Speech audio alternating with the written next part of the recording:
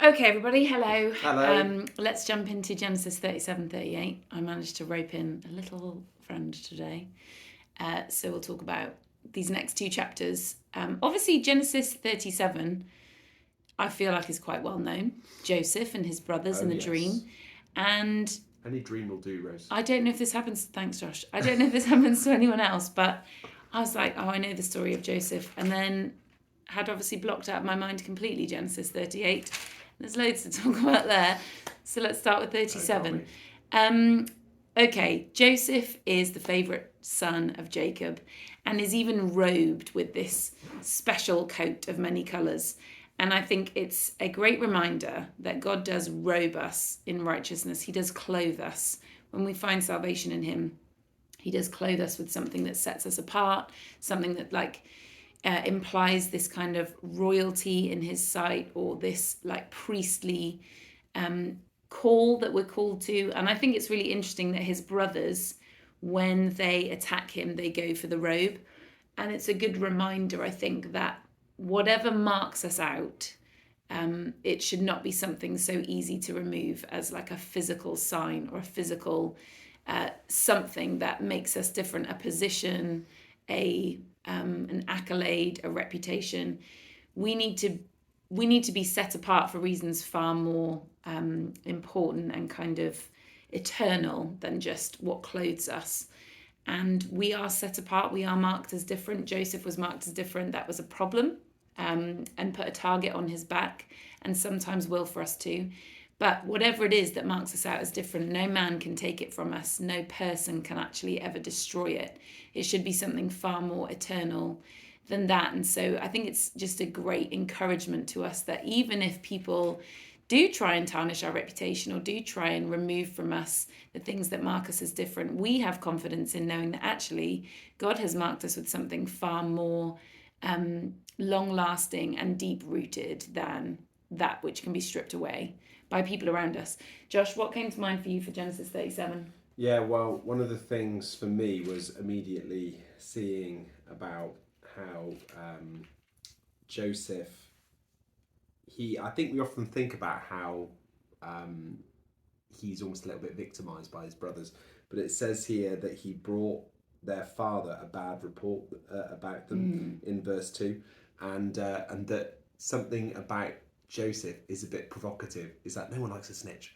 And it is that he's obviously going and telling tales about his brothers and what they're up to, etc. It doesn't go down well. But also how in the next verse it says that Israel, Jacob, loved Joseph more than any of his other sons, and that sowed seeds of hatred then and division within the family.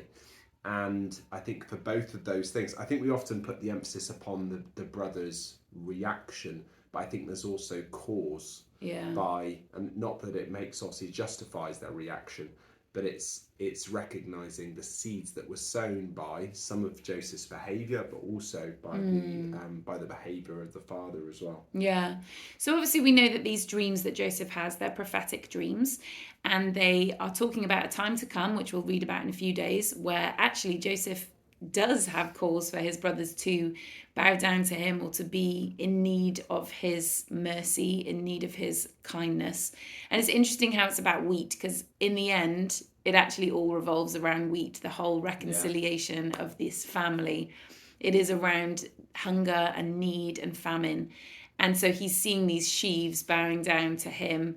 And it's like God is so detailed in the way that he speaks to us, and there's no mistakes. He does lay out for us something that's to come. But also, this is a good reminder that despite things going horribly wrong for Joseph over these next few chapters, God is with him. And just like he was with Abraham and Isaac and Jacob, he's going to see through this promise on their lives. And he's going to see through this prophecy on Joseph's life. You will get to a place where there will be those bowing down to you, but it's not going to look like that for a long time. I think it's just another reminder again that we can always trust what God has said over our lives. We can always cling to it, even when it seems a long way off. It seems like a bit of a pipe dream. He will always bring about what he said he's going to bring about.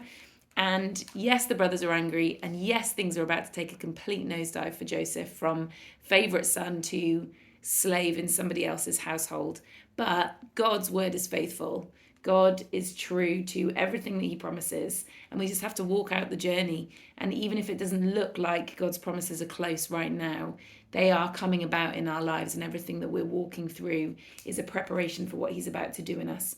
So this is our introduction to Joseph. Anything else you want to say? Yeah, I was just going to say that I think that he obviously has these dreams, and he goes and shares them with his brothers. Hey, you guys are all going to be bowing down to me, and it's like, yeah, it's not going to go down well, is it, Joseph? Saying that to people who already don't like you, and there's a real lack of wisdom there. Yeah. And I think it's a really important contrast, because obviously when you go to later in Genesis, he is a great man of wisdom. Yeah. Like, he has grown in wisdom. He is advising Pharaoh himself.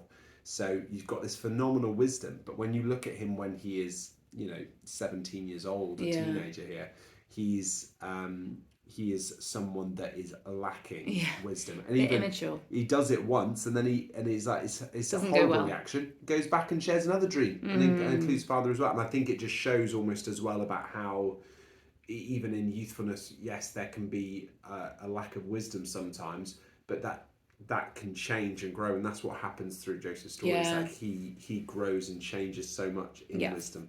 I think it's another really good reminder as well that sometimes God whispers things to us, and they're supposed to stay whispers. Right. God showed Joseph this in a dream, and dreams are innately personal, aren't they?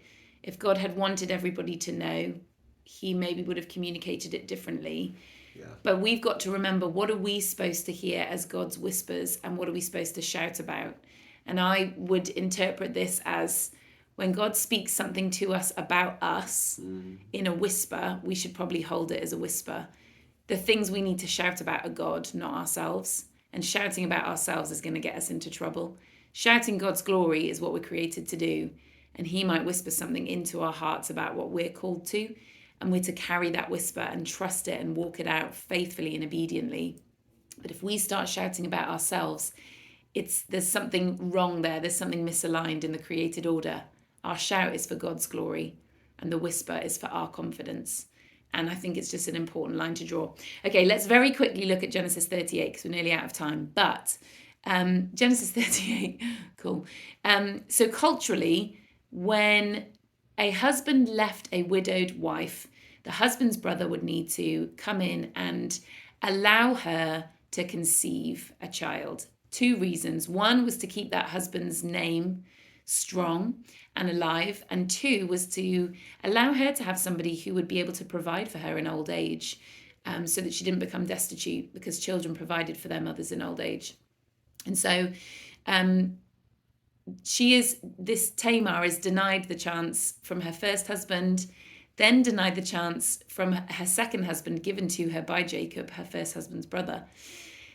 Then he does not allow the third son to even get involved, because, he's lost 2 sons at this point, and is probably keen to start a new line.